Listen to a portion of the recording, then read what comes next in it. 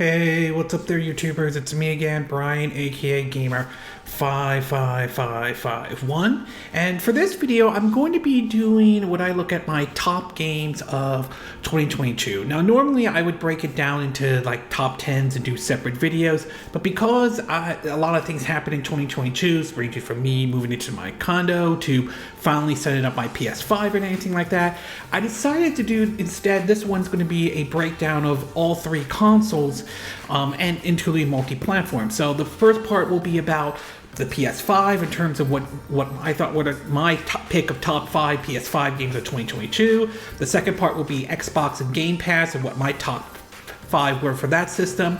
Part 3 will be the Nintendo Switch and my top 5. And finally, the fourth one will be the multi-platform, games that have been released on multiple systems. Now, bear in mind, this is basically my pick and all that stuff. I'm aware some may or may not agree with my pick though, and that's fine. I'm sure if you have your own, if you have a different pick instead of the ones I pick up, you know, you can mention it in the comment section. Also, some of these picks though, I haven't done an official review on them yet though. I'm hoping I could get to them this year though. A lot of things happened in 2022, so I apologize if I didn't get to a review of them though. And for the games that I did get to review though, the links will be in the description if you want to see the reviews of those games and all. So we'll start off with the first one, and this one has to do with the PS5. And the PS5 definitely had some pretty good games on the system when it came out, you know, in 2020 though. But in 2022, when I finally had it set up though, there were plenty of games I got a chance to try out, and I would say these are my top 5 for the PS5 though. At number 5, it's Sackboy: A Big Adventure. Now, I know Sackboy isn't the most recognizable character outside of most people known from, you know, the Little Big Planet series and so forth though. But for this game though, I did actually enjoy it though. I am a fan of 3D platformers and platformers in general, and it was nice to see Sackboy star in basically something that was separate from basically the platforming genre and all. So it definitely was a fun game, especially for those who enjoy platforming to be Sack. So it's worth checking that one out though. At number 4, I would go with Ghostwire Tokyo, or basically Tango and Bethesda's last game on the PS5. Now, most people will recognize Tango Gameworks for the games of Evil Within 1 and 2, and of course recently they just released High Five Rush though. But Ghostwire Tokyo was kind of an enjoyable game, maybe not on the same level as Evil Within, but still a fun game nevertheless, where basically you're stuck in like a world pretty much, you know, deprived of, or at least in Tokyo, deprived of all living things except for, you know, spirits and so forth, and like these headless ghosts and everything that you have to like combat and fight though. Basically the gameplay is somewhat of an open world, and you use basically your spirits have different, your magic abilities are different though. Like one acts like a pistol, the other one acts like a shotgun and so forth, and you fight these like headless enemies. Some are dressed in normal clothes, some are like dressed in like schoolgirls outfits and all. And the mood of the game has a bit of a horror feel to it though, although I would stop short and call it in the horror level the same way as say the Evil Within was though. But still, nevertheless though, it was a fun title and a nice, you could say, final send-off from Bethesda and Tango Gameworks with Ghostwire Tokyo, although we know that's going to be coming to the Xbox systems though. Number 3 is the Neo Collection though, with Wulong Fallen Dynasty out though now though. There's one title I will say, the Neo Collection, which is a really fun title though. When it comes to Souls-like games and everything like that, I have to say I liked Koei Tecmo's take on it, especially with basically with their type, which is mixture of fast-paced though, but with an atmosphere that gives off a little bit of a Onimusha vibe to it, and that certainly is a good thing. The collection here, at least for the PS5, has both games in one. This is if you're picking up the physical version though, and depending on what kind of TV you have the option of going up to 4K if you want to. I don't have a 4K TV though, but the game runs beautifully at 60 frames per second, and the Neo games still remain good when they were out on the PS4, and they're still enjoyable on the PS5 though. Number 2 is Horizon Forbidden West though. Like I said, I didn't get a chance to do a review on that one yet though, so apologize on that one. But based on my time with the game so far, Horizon Forbidden West is pretty much if you enjoyed, Horizon Zero Dawn though. The game somewhat follows a Zelda-like approach to a certain degree though, although it still does its own thing. Nevertheless though, basically dealing with different fractions to these robotic animals that you have to deal with though, so it is still feels and plays very similar based on my time with the game, what Zero Dawn is to a certain degree, especially the world around it and all those. So it's definitely still a fun game, especially if you enjoyed the first one though.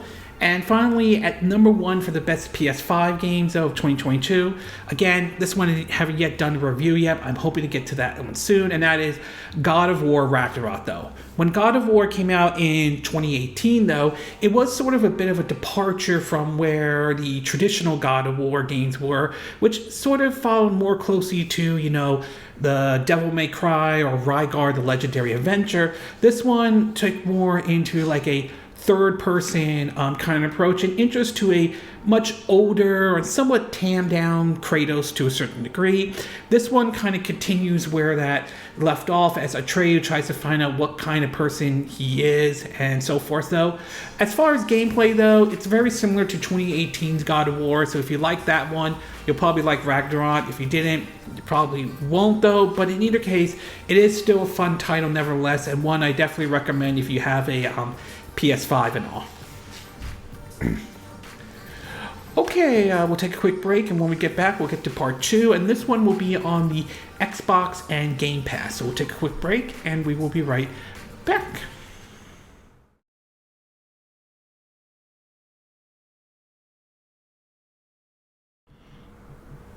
Okay, and we are back with part 2, and for this one, we're going to be taking a look at my top 5 picks for the Xbox and Game Pass. I will say 2022 was sort of a mixed year for the Xbox and Game Pass in general. While I won't say the Xbox Series S and X and Game Pass were a failure by any chance, the lack of first-party games certainly kind of hurt basically Microsoft in a certain degree in 2022.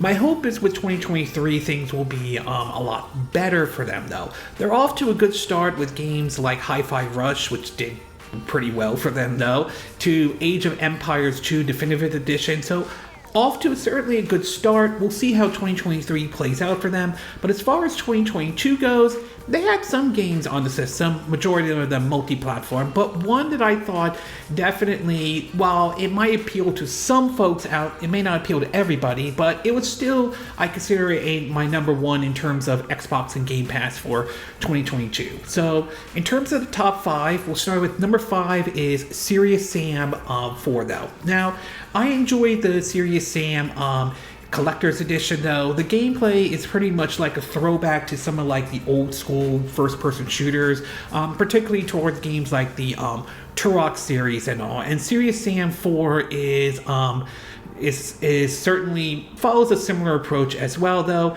It's completely over the top and utterly ridiculous, but that's sort of the charm to Serious Sam 4 nevertheless. And I definitely enjoy this one, and it's worth taking a look at though. I'm not sure if it's still on Game Pass or not. It might be, but I'm not 100% sure. But it's definitely worth trying out, especially if you enjoyed the Serious Sam collection, though. Number 4 on this list goes to Tunic. And this one kind of surprised me a little bit. Tunic is a very unique type of a game, as it's basically one part Souls-like and one part kind of feels like the old school Legend of Zelda type of games, if you played those games in general though. It has a unique kind of an art style that's almost kind of similar to basically Minecraft, but not necessarily there though, and the music to it is really well. It's a good example of how video games, another good example I point out how video games can be an art form in a certain degree though. So Tunic is definitely one you should keep an eye out. I think right now it's also available on the Nintendo Switch and the PS5, but for 2022 on Xbox and Game Pass, I put it at number 4 though. At number 3 is Weird West, another one from Devolver Digital, along with Serious Sam. Though Weird West is also a fun type of a game, as basically it's a top-down shooter in a Wild West setting, but with a little bit of a supernatural, ranging from different monsters to dealing with the living dead and so forth. It's a unique kind of a concept, but a very interesting one. Indeed, I believe it was made by some of the folks who worked on the Dishonored series, but it's definitely one you should probably take a look at, though. Weird West at number 3.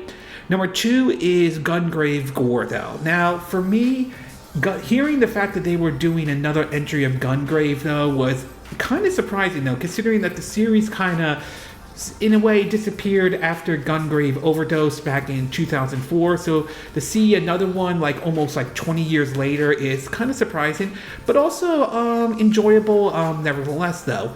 Granted, gameplay hasn't changed much since when the original Gungrave and Gungrave Overdose came out, but it still maintains that arcade style like gameplay nevertheless, though, and it is still a fun game, though. I believe it's currently, as I'm recording this video, on GamePass, so if you're not sure about it, check it out, though. But Gungrave Gore is at number 2, and my number 1 Xbox and Game Pass game for 2022 goes to Pentiment, though. Now, Pentiment is a interesting title from Obsidian, the makers of the Outer Worlds and all, and the upcoming, Outer Worlds 2 and Evolve that they have been working on. Also, they did Grounded as well, though. And for this one, it is certainly a little bit different, as this is more gameplay is more on the point and click side of things rather than being the traditional Fallout style or the type of style you would see in Pillars of Eternia or anything like that. And that kind of game may or may not appeal to folks out there depending on your preference and taste. But in either case, I thought the game was very fascinating, though. The story was certainly very interesting, sort of a part of a murder mystery with an art style that looks like that medieval setting kind of art style that you would see if you go to like a museum or anything like that. So it certainly was a unique type of a game, and I certainly would like to see more of these type of unique games make its way onto Game Pass. And I have no problem with sitting and doing some of these smaller titles with games like Pentiment. Don't get me wrong, I'm looking forward to Evolve. I'm looking forward to the Outer Worlds 2, and I certainly would be down if they did like a remake or a remake of Fallout New Vegas, though. But Pentiment is still a fun title, and it's a unique title to see on the Game Pass service, though. So I would say Pentiment is at number 1 on the Xbox and Game Pass side of things. Okay, we're going to take a quick break, and when we get back, we'll get to part 3, and this one will be the top 5 Nintendo Switch games of 2022. So we'll take a quick break, and we will be right back.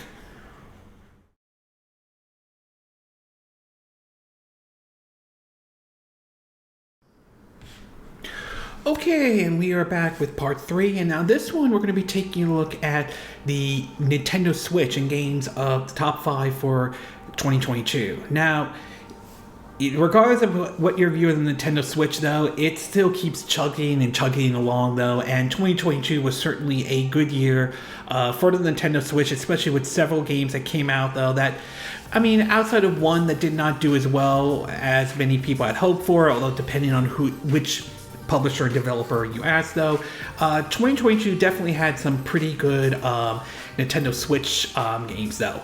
The first one at number 5 is Kirby and the Forgotten Land, though. Now, the idea of Kirby going into a 3D type of world instead of the traditional 2D that Kirby is known for was sort of interesting, especially when they first announced the game. And having tried the game myself, though, it is definitely a fun game, depending on how you want to look at it, though.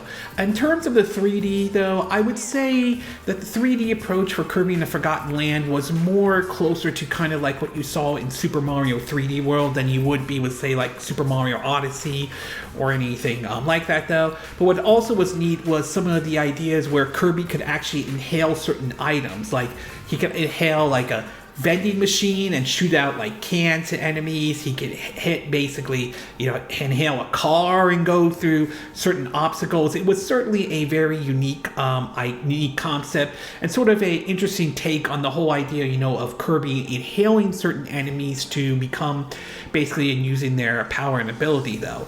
What was also neat was some of the settings, as like the first world you encounter basically was set in a ruined city, and many people kind of make a joke of it, sort of like being like The Last of Us or something like that though. But in either case, it was definitely an interesting take to take Kirby into the 3D realm, and I would definitely be open to seeing Kirby in the 3D realm going forward. And also, number 5 on this goes to Kirby in the Forgotten Land. Number 4 goes to Fire Emblem Warriors 3 Hope, though. I'm hoping to get a review on that one done, but I apologize if I didn't get one done last year and all.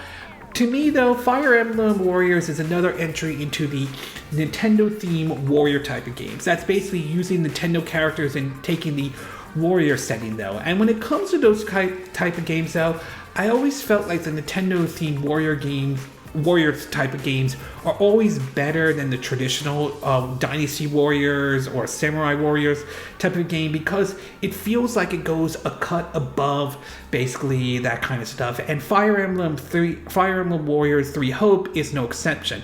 This one follows the approach similar to what we saw with Hybrid Warriors Age of Calamity, where this one feels more like a spin-off to like Three Houses and all. You do get to choose which of the houses you want to be part of, though, and it definitely certainly is enjoyable type of game. It follows the Tire and True formula that some stuff the Fire Emblem series is known for, where you could strategize in terms of moving your certain characters to take on certain enemies, though. And of course, the traditional sword beats axe, axe beats spear, spear beats sword, the famous weapon triangle that Fire Emblem is known for, though, and that helps with a little bit more of the strategizing, though. So it is definitely a fun game, to be exact, though. Visually, it may not be in the same area as Fire Emblem Engage, but the art style isn't bad, especially considering the fact that it's done by the same person who's known for the Persona series and all. So again, another solid entry into the Nintendo themed warrior games. Fire Emblem Warriors 3 Hope is at number 4. At number 3 goes to Nier Automata, the End of Johan edition, though. Now, this was a game that I think some Switch owners were wondering if this will ever make its way over to the system, as it has appeared on multiple systems. Though the PS4, it's made its way over to, Xbox at one point via GamePass. It's made its way over to PC. So the idea of a Switch version was many people wonder if that was going to happen, and I do remember a comment made by Hideki Kamiya saying that you gotta ask Square Enix that, to be exact. So it was kind of interesting when it was finally revealed during one of Nintendo Directs that Nier Automata was coming to the Nintendo Switch. Now, granted, the game was handled by Virtuos, which is known for doing ports of certain games over to the Nintendo Switch and all, and it's clear that certain compromises had to be made. While the game definitely was at 1080p when it docked, though, the frame rate had to drop to 30 frames per second. So there's no denying that there was certainly some compromise, though. That doesn't mean the game was unplayable, but you can easily see the frame rate running at 30 frames per second compared to on other systems where it could run at 60 frames per second, though. But in either case, it was definitely nice that Nier Automata was able to come to the Nintendo Switch. I'm very curious if the Nier Replicant will make its way over to the Nintendo Switch or not, though. At number 2 is Mario plus Rabbids Sparks of Hope, though, the sequel to Mario plus Rabbids Kingdom Battle. Now, when Kingdom Battle came out around 2017, though, it was a very interesting type of game. It basically was taking Mario and basically putting him in sort of like what would be a XCOM-like setting for the character. And it certainly wasn't necessarily a bad thing at all. And Sparks and Hopes, I feel like it's more like a enhanced version of Kingdom Battles. And that certainly is a good thing, though. It definitely you get more of a Mario Galaxy vibe to it with the, the different kinds of sparks and and all that. And of course, Mario Rabbit, Mario Peach, and Mario Luigi, is all in here, each with their own strengths and weaknesses, though. So it definitely was a fun game and more like an enhanced version of Sparks of Kingdom Battle, which certainly isn't a bad thing. It's a shame the game didn't sell as well as some people were hoping for, although you could question whether that's what Ubisoft's saying. I don't know if Nintendo had a different view or not, but it is a little bit unfortunate though. But in either case, if you enjoyed Kingdom Battles though, you will definitely will enjoy Mario plus Rabbids Sparks of Hope. And finally, my number one Nintendo Switch game of 2022 goes to Xenoblade Chronicles 3, though. The third entry into basically the Xenoblade Chronicle, or should I say fourth entry, if you're counting, Xenoblade Chronicle X or anything like that. So to see this game finally come to the Nintendo Switch, though, was kind of surprising indeed, though. Now, there were certain changes, though. Some of the characters weren't, the famous, Pyra, the Wafu, like it was in Xenoblade Chronicles 2, but the gameplay was still as enjoyable as it is. It still followed the formula that Xenoblade Chronicles was known for, but it also took certain elements that people liked with the first one, and of course the second one, to be exact. Though a lot of the and it looked really good though, and played very well on the Nintendo Switch. Even when playing in portable mode, the game actually looked good in portable mode, which was kind of a complete reversal to what Xenoblade Chronicles 2 and Xenoblade Chronicles Definitive Edition were when those games were released to the Nintendo Switch. But in either case, though, Xenoblade Chronicles 3 is definitely a fun game.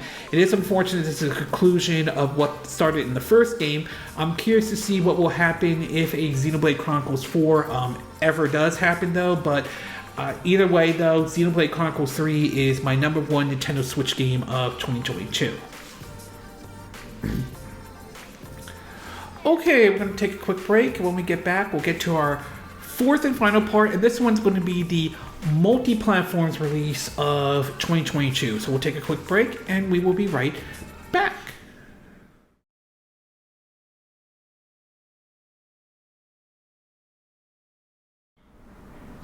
Okay, and we are back with our fourth and final part of my top games of 2022. And for this one, we're going to be taking a look at some of the games that were multi-platform released, though. And there were certainly a lot of games that came out for multiple systems, though. But there was one in particular that ruled them all and really got the most attention and the most awards, though. And it came from a genre type of game that I never thought would ever happen, though. And this one kind of surprised me a little bit, though. And I would say it's my second favorite game in this whole genre and everything like that. And I'm pretty sure you could probably take a good guess what that might be.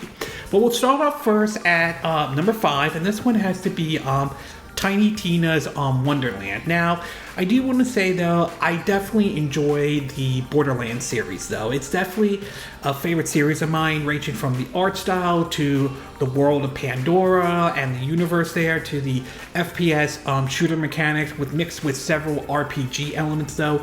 I've always enjoyed those type of games. And yeah, some folks may like them, some may not, though, but they are definitely fun games for me, nevertheless. And Tiny Tina Wonderland is no exception, though. Taking place in the whole, bunkers and badass setting that Tiny Tina is known for, though it certainly was a very nice setting, as it sort of borrows elements that you would feel like if you were to play, like, say, a Dungeons and Dragons type of game, though, with a bit of that Borderlands humor that some people either like or don't like, to be exact, though, with weapons that kind of throw back to sort of like the medieval setting, though, but with the different kinds of guns and pistols, and of course the loot, to be exact, though. So Tiny Tina Wonderland is at number 5, though. Definitely a fun game, especially if you are a fan of the Borderlands series in general, though. The number 4 one has to go to the DioField Chronicles, though. Now, This was sort of a game that Square Enix had brought out last year, though. This is some of their smaller titles along the lines of games like Octopath Traveler, with the second one recently coming out, Bravely Default, I Am Tsushima, Lost Spheres, and the DioField Chronicles kind of fits into that. The gameplay is very similar to, let's say if you played any of the Pillars of Eternia from Obsidian, though.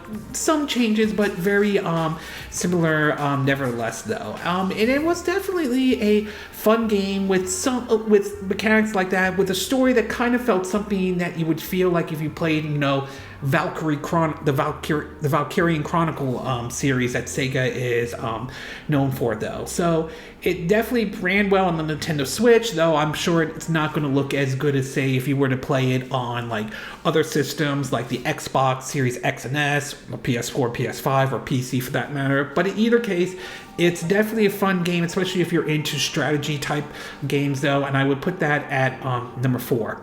Number 3, and this one, some may or may not agree with me on this, is Record of Lodius War, Delit in Wonderland Labyrinth, though.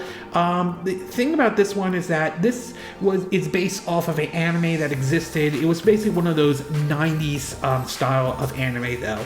And while there was one entry in terms of video games back during the Dreamcast era, this is one that saw a multi-platform release on multiple systems, including onto the Nintendo Switch. It started out as sort of, I think, an early access for a Steam game, as a Steam early access before making its way to multiple systems. And what best way to describe this game is that this is basically feels like a spiritual successor to Castlevania Symphony of the Night, as the game follows basically a Metroidvania style of approach to the game, though, and that certainly is great, especially for those who like Metroidvania style type of a game, though. Plus being a licensed game based off of an anime, though, this necessarily wasn't bad or anything like that. So it was definitely nice to see this one come to multiple platforms, including the Nintendo Switch, though. So Record of the Lodius War, Delit in Wonderland Labyrinth is at number 3, though. At number 2 has to be Teenage Mutant Ninja Turtles Shredder's Revenge, though. So this one was kind of interesting when we heard that the folks who worked on the video game Scott Pilgrim vs. the World was going to be basically making one based off the Teenage Mutant Ninja Turtles license, though, and they certainly did not disappoint, though. This one plays very similar, or is kind of a throwback to the old Ninja Turtle games you may have remembered from the Teenage Mutant Ninja Turtles 2 or 4 arcade game, to the ones on the NES, Super NES, or the Sega Genesis, though. The heydays back during when beat 'em ups were sort of a big thing back then, though. And the game still maintains that, though, including with some of the original voice actors making a return appearance to voice some of those characters and all, though. And it's definitely a fun arcade beat 'em up type of game, something I remember playing, putting quarters in and all. So Teenage Mutant Ninja Turtles Shredder's Revenge in terms of multi-platform release is number 2.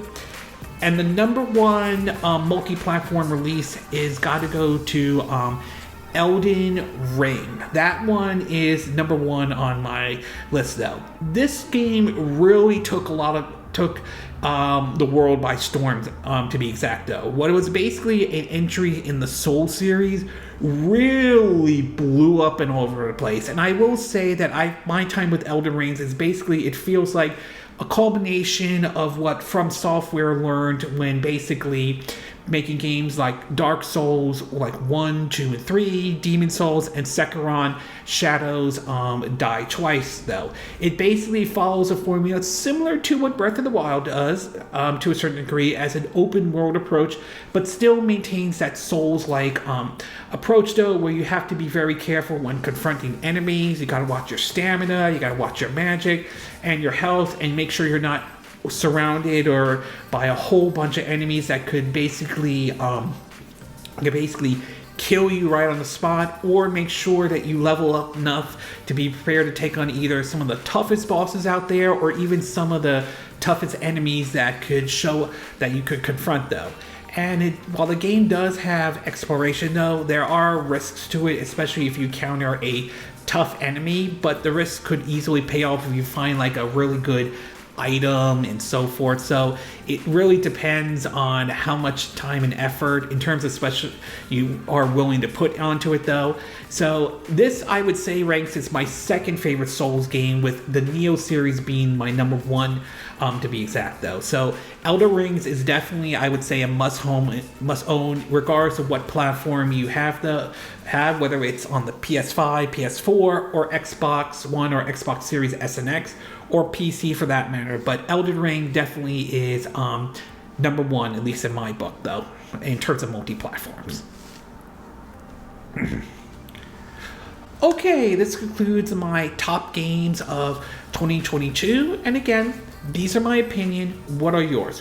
What are your thoughts about my top games of 2022 goes? Do you agree with what I said on these lists though? Do you disagree? Were there games you think that you think I should have put on this list though? And if so, for which system, to be exact though? As always, sound off in the comment section below. Let me know what you think. And if you do like this video, I hope you hit the like button. I would appreciate it. And I hope you do subscribe to my YouTube channel. If you do, make sure you hit the bell icon for notifications of any new videos I put up. Also, feel free to share this video if you want to, and feel free to donate to my channel if you like. You can do it through PayPal Me or Patreon or even Steam Lab. Links will be in the description of this video, assuming you're watching this on YouTube. And I will see you again next time when I do another video. Hopefully that'll be soon. Until then, from Southern California, I wish you all a good day then. Bye!